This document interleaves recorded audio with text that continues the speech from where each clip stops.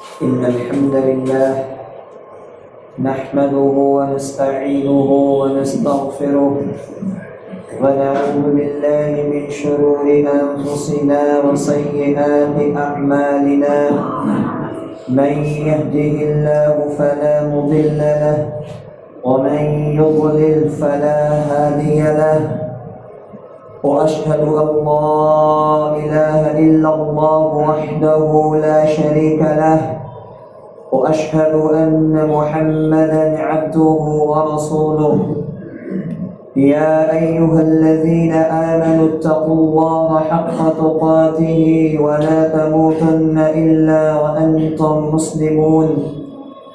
يا أيها الناس اتقوا ربكم الذي خلقكم من نفس واحدة وخلق منها زوجها وبث منهما رجالا كثيرا ونساء. واتقوا الله الذي تساءلون به والأرحام إن الله كان عليكم رقيبا. يا أيها الذين آمنوا اتقوا الله وقولوا قولا سديدا يصلح لكم أعمالكم ويغفر لكم ذنوبكم، ومن يطع الله ورسوله فقد فاز فوزا عظيما. أما بعد، فإن خير الحديث كتاب الله، وخير الهدي هدي محمد صلى الله عليه وسلم، وشر الأمور محدثاتها، وكل محدثة بدعة، وكل بدعة ضلالة، وكل ضلالة في النار. قال الله عز وجل في كلامه المجيد والفرقان الحميد: أعوذ بالله السميع العليم من الشيطان الرجيم من همزه ونفخه ونفثه. بسم الله الرحمن الرحيم. المنافقون والمنافقات بعضهم من بعض يأمرون بالمنكر وينهون عن المعروف ويقبضون أيديهم نسوا الله فنسيهم إن المنافقين هم الفاسقون. رب اشرح لي صدري ويسر لي أمري واحلل عقدة من لساني يفقه قولي. اللهم انفعني بما علمتني وعلمني ما ينفعني وزدني علما.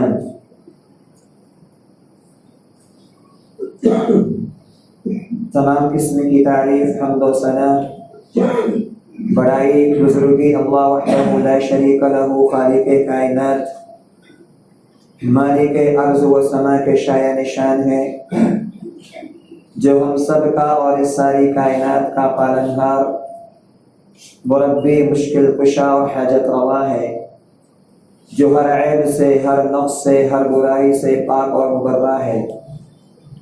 بعدہ لا تعالیٰ تنگنت درود و سلام نازل ہو اللہ کے تمام نبیوں، رسولوں، پیغمبروں پر، خصوصاً آخری نبی رحمت للعالمین خاتم النبیین محمد رسول اللہ صلی اللہ علیہ وآلہ وسلم پر۔ اللهم صل على محمد وعلى آل محمد كما صليت على إبراهيم وعلى آل إبراهيم إنك حميد مجيد. اللهم بارك على محمد وعلى آل محمد كما باركت على إبراهيم وعلى آل إبراهيم إنك حميد مجيد. عزیز ساتھیوں، نوجوان دوستوں، پردہ نشین خواتین، خطبہ مسنونہ کے بعد سورہ توبہ کی ایک آیت کریمہ آپ کے سامنے پڑھی ہے۔ نفاق ایک مہلک بیماری، اس تعلق سے چند باتیں آپ کے سامنے پیش کرنا مقصود ہے۔ اللہ رب العزت نے دین اسلام کے اندر یہ بات ہمیں اور آپ کو بتائی ہے کہ انسان کے جسم کے اندر جو قلب ہے، جو دل ہے، اس دل کی اللہ کی نگاہ میں بڑی اہمیت ہے اور اس کا بڑا مقام ہے۔ یہ دل، اس کے اندر پنپنے والی اچھائیاں، نیکیاں، یہ بھی بڑی اہمیت اور فضیلت کے حامل ہے۔ اور اگر اس دل کے اندر کوئی برائی پنپ رہی ہے، کوئی خرابی ہے، کوئی مرض ہے، تو وہ مرض بھی، وہ بیماری بھی بڑی مہلک اور خطرناک ثابت ہوتی ہے۔ مثال کے طور پہ ہم اور اس بات کو جانتے ہیں کہ نیت کا دار و مدار انسان کے قلب کے اوپر ہے۔ کسی بھی نیکی کے کام کے لیے، اچھائی کے کام کے لیے انسان کا دل اگر تیار ہو اور اس دل کے اندر اللہ کی رضا مقصود ہو، نیت خالص ہو، تو اس دل کے اندر پنپنے والی اس نیکی کی وجہ سے انسان کی اچھائیاں اللہ سبحانہ و تعالیٰ کی یہاں بڑی اہمیت کے حامل ہوتی ہے۔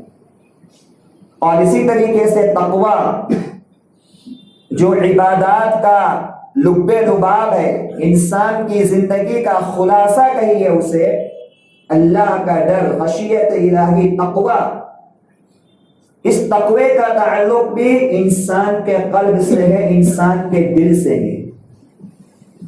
انسان کے ظاہری اعمال جتنے بھی اچھے کیوں نہ ہوں، لیکن اگر دل میں اللہ کا ڈر اور خوف نہیں ہے، تقوی اس کے قلب کے اندر نہیں ہے، تو اس ظاہری اعمال سے انسان اللہ رب العالمین کے ہاں کامیاب نہیں ہو سکتا۔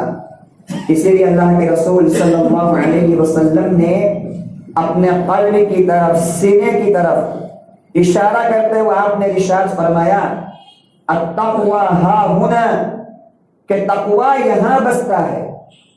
تقوی انسان کے ظاہری اعمال کا نام نہیں، بلکہ تقوی انسان کے قلب کے اندر پنپنے والی چیز ہے، اس کے دل کے اندر رہنے والی چیز، چاہے پھر انسان ظاہر میں ہو، باطن میں ہو، گھر میں اکیلا ہو، سماج کے سامنے ہو، جب اس کے دل کے اندر تقوی ہوگا تو وہ ہر برائی سے، ہر معصیت سے دور رہے گا۔ اسی طرح اگر دل کے اندر کوئی برائی پنپ رہی ہے، حسد پنپ رہا ہے، بغض ہے، کینہ ہے، یا اور قلبی کوئی مرض انسان کے قلب کے اندر ہے، تو اس قلبی بیماریوں کی وجہ سے انسان اپنی زندگی برباد کرتا ہے، اپنی اخروی زندگی برباد کرتا ہے۔ انہیں قلبی مرض اور برائیوں میں سے ایک وبا اور ایک برائی نفاق کی بیماری ہے۔ یہ نفاق انسان کی زندگی کو، اس کی اخروی زندگی کو، دنیاوی زندگی کو برباد کرنے والی شے ہے۔ آئیے سب سے پہلے معلوم کرتے ہیں کہ نفاق کسے کہتے ہیں۔ نفاق کی عربی زبان کا لفظ ہے، اس کا ایک معنی ہوتا ہے مخفی رکھنا، چھپانا، کسی چیز کو چھپانا، کسی چیز کو مخفی رکھنا، اسے عربی زبان کے اندر لغت کے اعتبار سے نفاق کہتے ہیں۔ اب چونکہ منافق بھی اپنے آپ کو چھپاتا ہے، ظاہر نہیں کرتا کہ میں کدھر کا ہوں، میں ادھر کا ہوں یا ادھر کا ہوں، اس کا معاملہ مخفی رہتا ہے، پوشیدہ رہتا ہے، ظاہر نہیں ہوتا، اسی لیے اس سے منافق کہتے ہیں۔ اور اسی طریقے سے یہ نفاق عربی زبان کے ایک لفظ نافقہ سے بنا ہوا ہے۔ نافقہ اصل میں چوہے کے اس بل کو کہا جاتا ہے، چوہے کے اس سوراخ کو کہا جاتا ہے کہ جس کے اندر ایک چوہا بستا ہے، رہتا ہے، اور اس کے دو راستے ہوتے ہیں، دو سوراخ ہوتے ہیں، ایک سوراخ سے وہ داخل ہوتا ہے، ایک بل سے وہ داخل ہوتا ہے، اور جب اسے کوئی پکڑنے کے لیے آتا ہے تو اس کا ایک مخفی راستہ وہ بناتا ہے، مخفی بل بناتا ہے، جس بل سے اور جس راستے سے باہر ہو جاتا ہے وہ شکاری کے ہاتھ میں نہیں آتا۔ تو اسی طریقے سے منافق جو ہے اسلام کے اندر ایک راستے سے داخل ہوتا ہے اور دوسرے راستے سے جو ہے وہ اسلام سے خارج ہوتا ہے، اسلام سے نکل جاتا ہے، اس لیے اسے منافق کہا جاتا ہے۔ اور شرعی اصطلاح کے اندر، شریعت کے اعتبار سے ہم اس کے معنی کو جانیں تو اس کا معنی یہ ہے کہ انسان کا اپنے ایمان کو ظاہر کرنا، اسلام کو ظاہر کرنا، اور دل کے اندر کفر کو چھپانا۔ ایک ایک مسلمان اپنے آپ کو ظاہر کرتا ہے کہ میں مسلمان ہوں، میرا تعلق اسلام سے ہے، لیکن دل کے اندر کفر سے محبت ہے، دل کے اندر کفر چھپا ہوا ہے، یا ظاہر خیر کرنا، بھلائی کرنا، لیکن دل کے اندر شر کو چھپانا، شرارت کو چھپانا۔ ایک انسان خیر کو ظاہر کرے کہ میں تمہارا خیر خواہ ہوں، اسلام کا خیر خواہ ہوں، مسلمانوں کی بھلائی کو چاہنے والا ہوں، لیکن دل کے اندر یہ سوچے کہ کب مجھے موقع ملے میں مسلمانوں کے اندر شر کو پھیلا دوں، مسلمانوں کے اندر برائی کو پھیلا دوں، تو ظاہری طور پر بھلائی کا دعویٰ کرنا لیکن دل کے اندر شر کو چھپائے رکھنا، یہ نفاق کہلاتا ہے۔ اور یہ منافقین نبی اکرم صلی اللہ علیہ وسلم کے زمانے میں رہے ہو، یا نبی اکرم صلی اللہ علیہ وسلم کے بعد صحابہ کرام کے زمانے میں رہے ہو، یا اسی طریقے سے مختلف ادوار میں ہو، آج کے زمانے میں ہو، یہ اسلام کے لیے اور مسلمانوں کے لیے بڑے خطرناک ثابت ہوئے۔ ایک انسان جس کے بارے میں آپ کو معلوم ہے کہ یہ میرا دشمن ہے، آپ اس سے بچ کر رہیں گے۔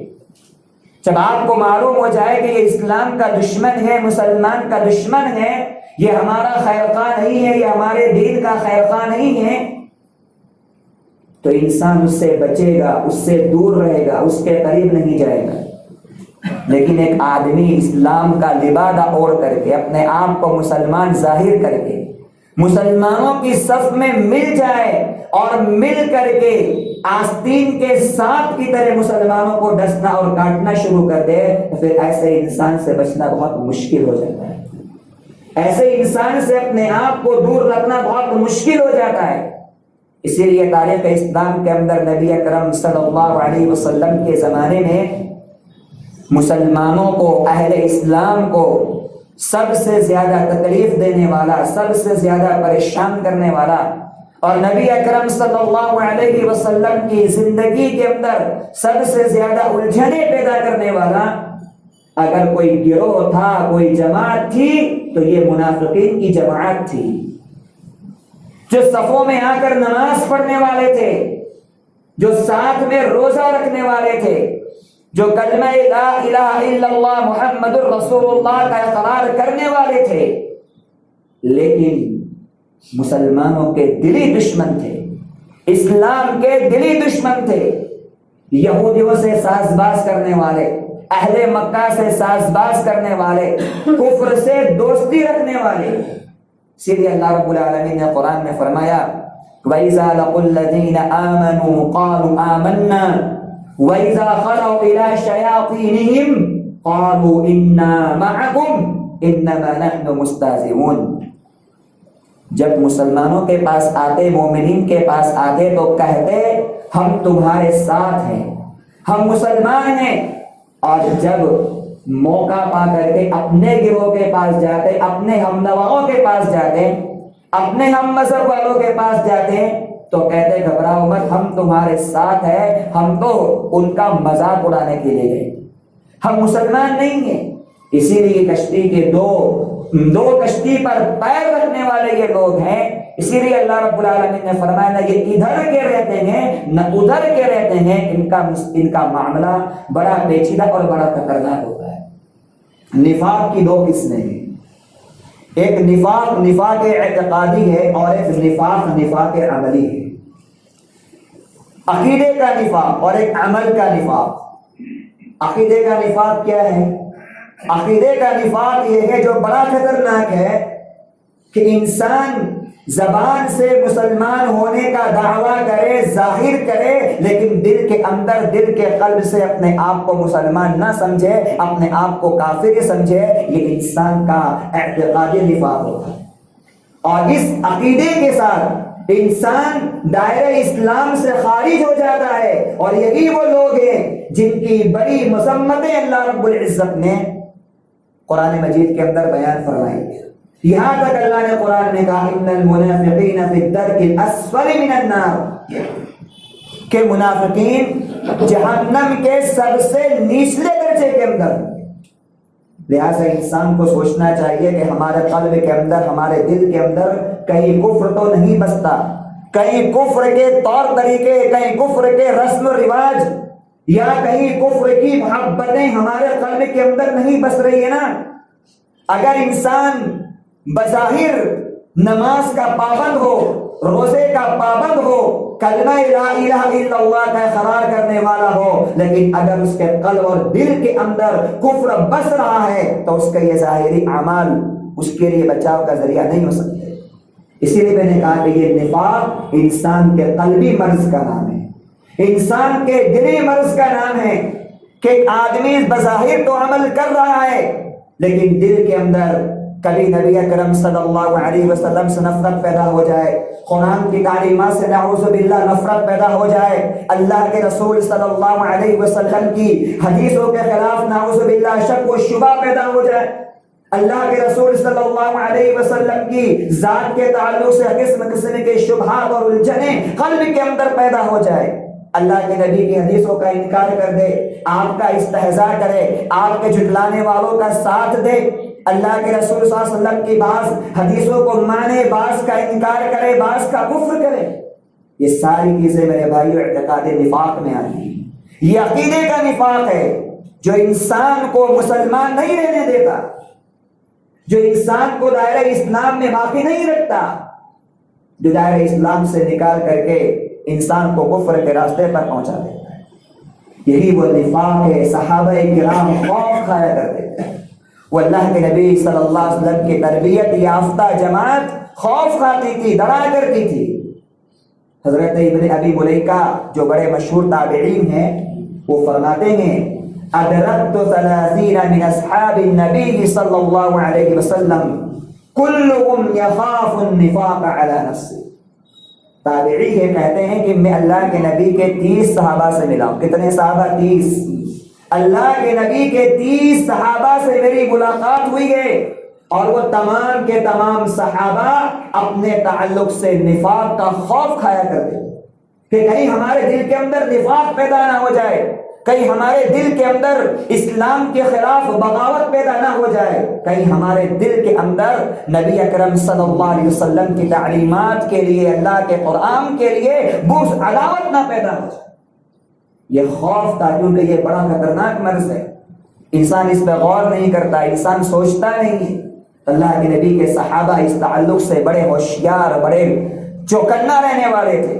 30 صحابہ سے میں نے ملاقات کی، وہ تمام کے تمام اپنے تعلق سے نفاق کا خوف کرتے تھے۔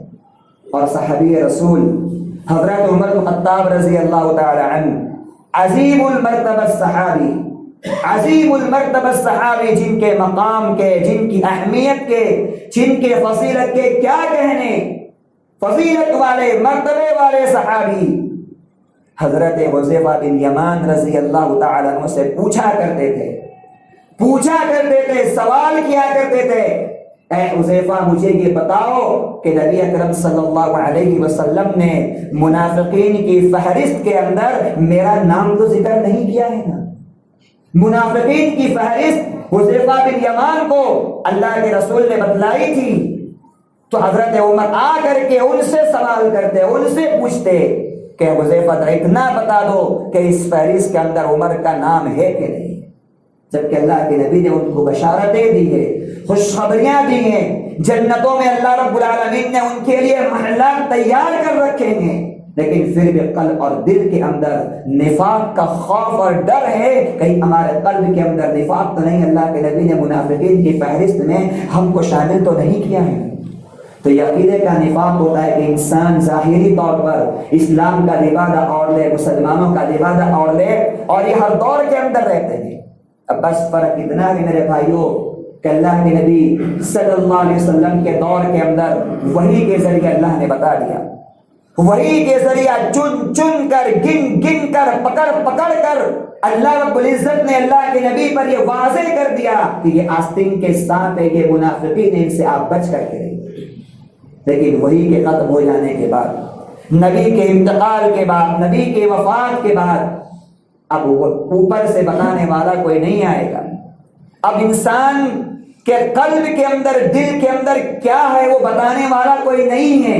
اب انسان کے اپنی اصلاح کرنی، اپنے کو سوچنا ہے، یا پھر ہمیں سوچنا ہے کہ ہمارے صفوں کے اندر یا ہمارے سماج اور معاشرے کے اندر کون اس کیفیت کا حامل بظاہر نظر آ رہا ہے کہ جو اسلام کے خلاف، مسلمانوں کے خلاف شادی سے رچ کر کے اسلام کو نقصان پہنچا رہا ہے۔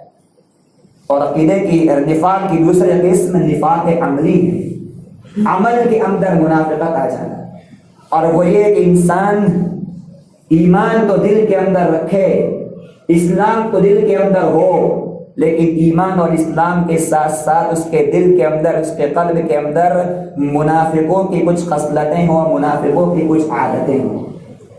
کچھ عادتیں ایسی ہیں، جو علامات ایسی ہیں، کچھ صفات ایسی ہیں جو اللہ رب العزت نے منافقین کے لیے بیان کی ہے۔ مسلمان ان صفات کا حامل نہیں ہوتا، لیکن اگر ان صفات میں سے کوئی صفت یا ان عملوں میں سے کوئی عمل مسلمانوں کے اندر آ جائے تو اس کے اندر نفاق کا عمل داخل ہوتا ہے، وہ عمل کے اعتبار سے منافق ہوتا ہے۔ جیسے اللہ کے رسول صلی اللہ علیہ وسلم کی بہت ساری حدیثیں اس تعلق سے واضح آپ نے بیان فرمائی ہے، نشانیاں بتائی آپ نے منافقین کی، یہ عملی نفاق کی نشانیاں ہیں۔ اور یہ بھی کوئی چھوٹا مرض نہیں ہے میرے بھائی، یہ بھی کوئی چھوٹی بیماری نہیں ہے، بہت بڑی بیماری ہے۔ یہ بھی عمل کے اندر منافقت کا آنا اور منافقین کی خصلتیں اور عادتیں اپنے ایمان کے اندر، اپنے دل کے اندر رکھنا، یہ بھی بہت بڑا مرض ہے۔ صحیح بخاری کی روایت، اللہ کے رسول صلی اللہ علیہ وسلم ارشاد فرماتے ہیں، اربع من کن فیہ کان منافقا خالصا ومن کان فی خصلۃ منہن کانت فی خصلۃ من النفاق حتی یدعها۔ چار عادتیں، چار خصلتیں جس کے اندر ہو وہ پیور منافق ہے، منافقا خالصا، خالص منافق ہے، اوریجنل منافق ہے۔ کیا کہا وہ کثرتیں کیا ہیں؟ فرماتے ہیں کہ اگر ان میں سے ایک خصلت ہو تو منافقی کی، نفاق کی ایک عادت اس کے اندر پائی جاتی ہے، یہاں تک کہ وہ اسے چھوڑ دے۔ وہ چار باتیں کیا ہیں؟ فرمایا اذا تمن خان واذا حدث كذب واذا عاهد غدر واذا خاصم فجر۔ اندازہ کیجئے، سوچئے کہ ان چاروں میں سے کوئی صفت ہمارے اندر تو نہیں ہے۔ فرمایا جب اس کے پاس امانت رکھی جائے، کسی کی امانت ہو تو اس امانت کے اندر وہ خیانت کر ڈالے۔ کسی نے آپ کو امانت دی، یہ امانت سنبھالیے، آپ اس امانت کے اندر وہ خائن بن جائے۔ مال کی امانت ہو، گھر کی امانت ہو، منصب کی امانت ہو، یا دنیا کے اندر پائے جانے والی امانت کی دیگر صورتیں اگر آپ کے پاس ہو تو ان امانتوں کے اندر خیانت کرنا یہ نفاق کی پہلی علامت ہے۔ پھر فرمایا وَإِذَا حَدَّثَ كَذَبَ، جب گفتگو کرے، بات چیت کرے تو بات چیت کے اندر جھوٹ کی ملاوٹ کرے، کس بیانی سے کام لے، سچائی کا پیروکار نہ ہو، جھوٹ اس کے عمل کے اندر ہو، جھوٹ اس کی گفتگو کے اندر ہو، جھوٹ اس کے کلام کے اندر ہو۔ پھر فرمایا وَإِذَا عَاهَدَ غَدَرَ، جب وہ وعدہ کرے کسی سے، عہد و پیمان کرے کہ تم سے میرا یہ وعدہ پکا، یہ چیز پکی، اس وعدے سے مکر جائے، وعدہ خلافی کر جائے، دھوکہ دے دے کسی کو، وعدے سے مکر جانا یہ نفاق کی تیسری علامت۔ پھر فرمایا وَإِذَا خَاصَمَ فَجَرَ، جب تو میں ہو جائے، لڑائی جھگڑا ہو جائے تو گالی گلوچ پہ اتر آئے، بے حیائی کے الفاظ پہ اتر آئے، گالیاں بکنے لگ جائے زبان سے۔ تو اللہ کے رسول صلی اللہ علیہ وسلم نے یہ چار علامتیں بتائی ہیں، چار نشانیاں بتائی ہیں، کہا چاروں اگر پائی جاتی ہے تو یہ پکا منافق ہے، اور اگر چار میں سے ایک دو پائی جاتی ہے تو نفاق کی کچھ علامتیں اس کے اندر ہے، اسے چاہیے کہ اسے چھوڑ دے۔ اب اندازہ کیجئے ہم اور آپ کہ ان چاروں خصلتوں میں سے ہم اور آپ محفوظ ہیں کہ یا نہیں؟ ان چار برائیوں سے جو کہ منافقین کا عمل ہے، نفاق کو پنپنے والا یہ مرض ہے، نفاق دل کے اندر بسنے والا ان عملوں سے ہے، اگر یہ صورتیں، یہ صفتیں اور یہ عادتیں قلب کے اندر ہے تو انسان منافقین کے طور طریقے پر ان کے عمل والی صفت میں زندگی گزارتا ہے۔ اسی طریقے سے اللہ رب العزت نے قرآن مجید کے اندر بہت ساری نشانیاں منافقین کی بتائی ہے۔ جو آیت میں نے آپ کے سامنے پڑھی ہے، اللہ رب العزت نے بہت بڑی نشانی میرے بھائی نفاق کی اس کے اندر بیان کی۔ وہ کیا ہے؟ منافق جو ہے نا لوگوں کو برائی کا حکم دے گا، نیکی سے روکے گا. یہ ان کا بہت بڑا وتیرہ تھا. برائی کرو، برائی کا تعاون کرے، برائی کا حکم دے، برائی کے کام کرو، برائی پر نکیر نہیں، اور نیکی کا کام ہو رہا ہو نیکی کے کام کو روکنے کی کوشش کرے. المنافقون والمنافقات بعضهم من بعض یأمرون بالمنکر وینہون عن المعروف. منافق منافقین کے دوست ہیں، ایک دوسرے کے ہمنوا ہیں، ایک دوسرے کے ساتھی ہیں. یأمرون بالمنکر، منکر کا حکم دیتے ہیں، وینہون عن المعروف، اور برائی سے اور بھلائی سے روکنے والے، خیر سے روکنے والے ہوتے ہیں یہ. تو جس کے اندر بھی عادت ہو سماج کے اندر منکرات کو پھیلانے والا ہو، برائی کو پھیلانے والا ہو، شر کو عام کرنے والا ہو، اور بھلائی سے لوگوں کو روک دینے والا ہو، تو کہا بھلائی سے روکنا اور منکرات کو پھیلانا یہ عملی نفاق کی ایک عادت ہے جو منافقین کے اندر پائی جاتی ہے.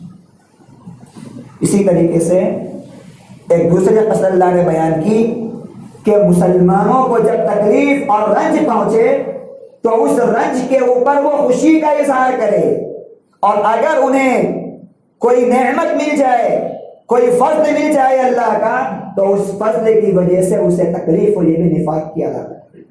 آپ دیکھیے صحابہ کرام کے زمانے میں، اللہ کے نبی کے زمانے میں منافقین کا یہ حال تھا. اللہ نے سورہ کے اندر بیان کیا ان تصبک حسنۃ تسؤہم وَإِن تُصِبْكَ مُصِيبَةٌ يَقُولُوا قَدْ أَخَذْنَا أَمْرَنَا مِنْ قَبْلُ وَيَتَوَلَّوْا وَهُمْ فَرِحُونَ. یہ آیت غزوہ تبوک کے تعلق سے ہیں. یہ بہت بڑا غزوہ ہے جس میں اللہ رب العزت نے منافقین کی وہ پول سورہ توبہ کے اندر کھولی ہے کہ اللہ رب العالمین نے ان کی ساری باتوں کو نبی اکرم صلی اللہ علیہ وسلم کے سامنے بالکل واضح کر دیا. جب آپ غزوہ تبوک کے اندر گئے جہاد کے لیے تو یہ منافقین پیچھے رہ گئے اور آ کر کے عذر کرنے لگے کہ ہم یہ پریشانی تھی، یہ پریشانی تھی. آپ ان کو ان کا عذر سن کر کے معاف کرنے لگے.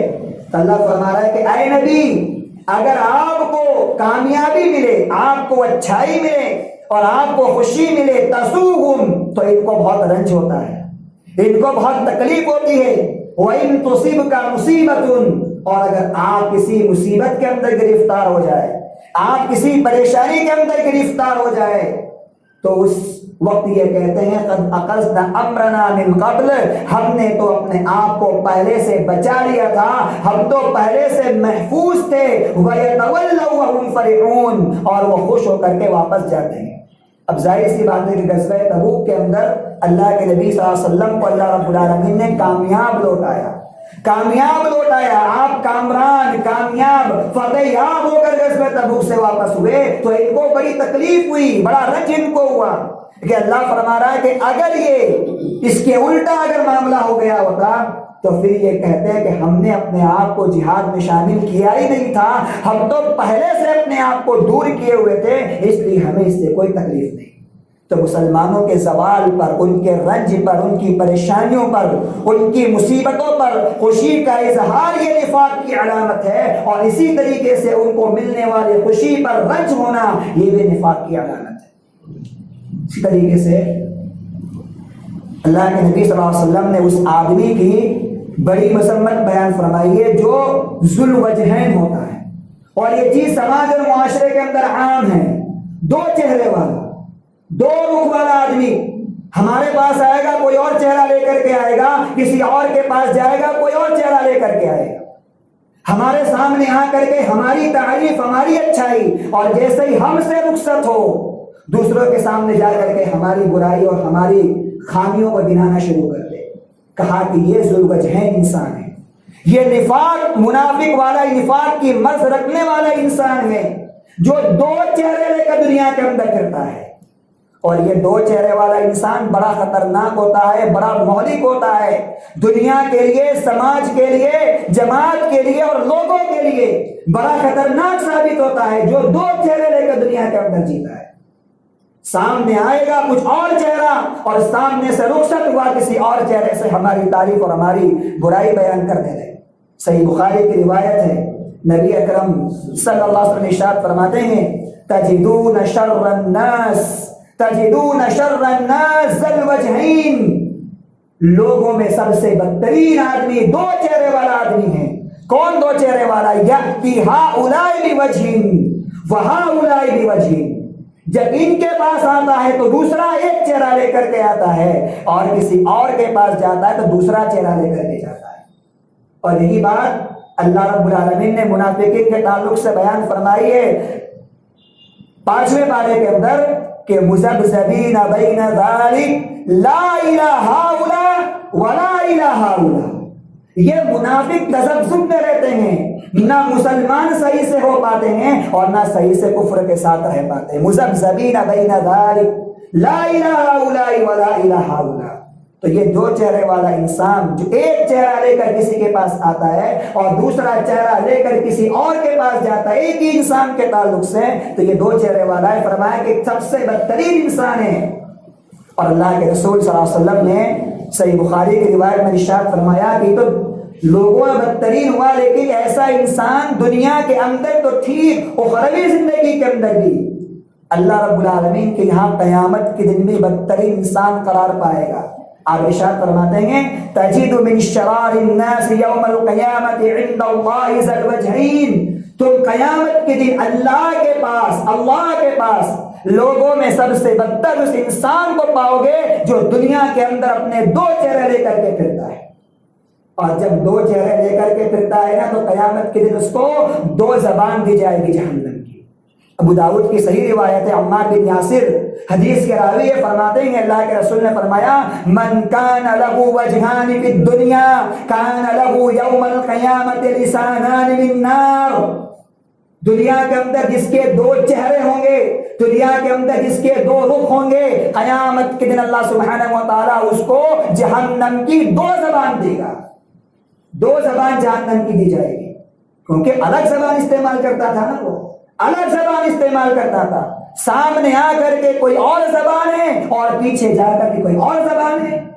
جب پاس میں آ رہا ہے تو کوئی اور زبان استعمال کر رہا ہے، اور جب سامنے سے رخصت ہو رہا ہے تو کسی اور زبان سے تعارف کروا رہا ہے. تو اللہ سبحانہ و تعالیٰ ایسے انسان کو قیامت کے دن جہنم کی دو زبانیں پہنائے گا جس کے دو چہرے ہوں گے.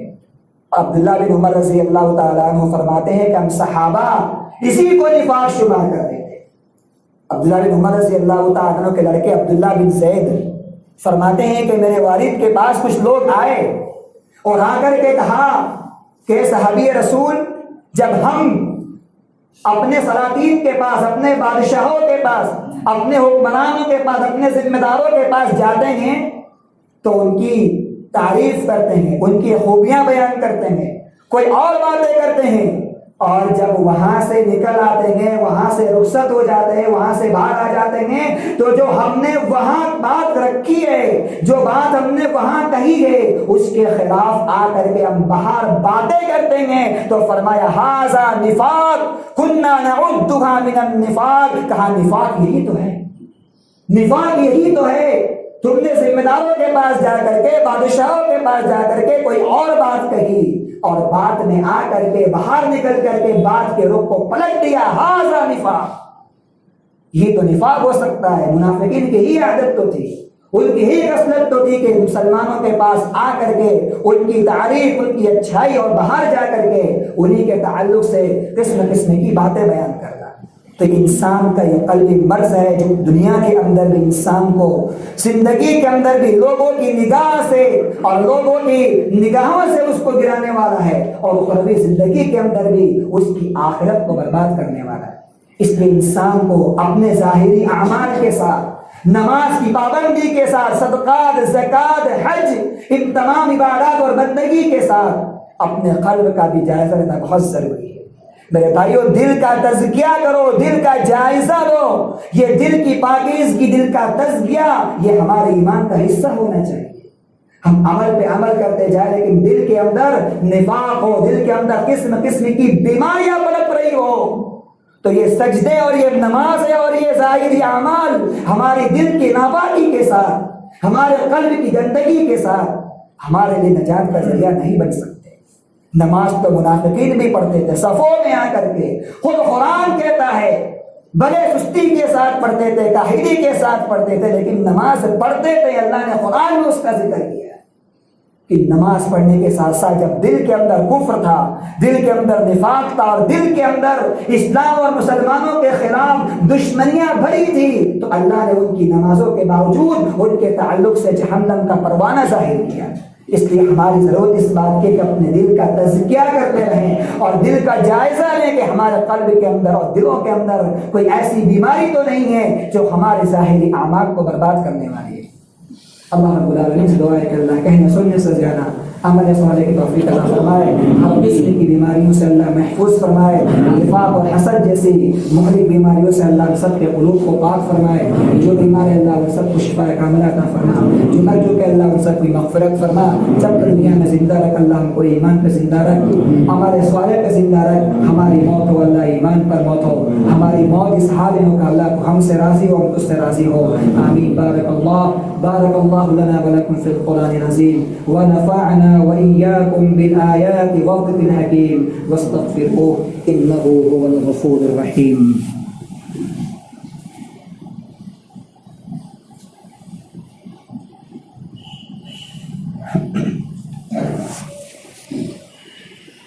إن الحمد لله نحمده ونستعينه ونستغفره ونعوذ بالله من شرور أنفسنا وسيئات أعمالنا، من يهده الله فلا مضل له ومن يضلل فلا هادي له، وأشهد أن لا إله إلا الله وحده لا شريك له، وأشهد أن محمدا عبده ورسوله، إن الله وملائكته يصلون على النبي يا أيها الذين آمنوا صلوا عليه وسلموا تسليما، اللهم صل على محمد وعلى آل محمد كما صليت على إبراهيم وعلى آل إبراهيم إنك حميد مجيد، اللهم بارك على محمد وعلى آل محمد كما باركت على إبراهيم وعلى آل إبراهيم إنك حميد مجيد۔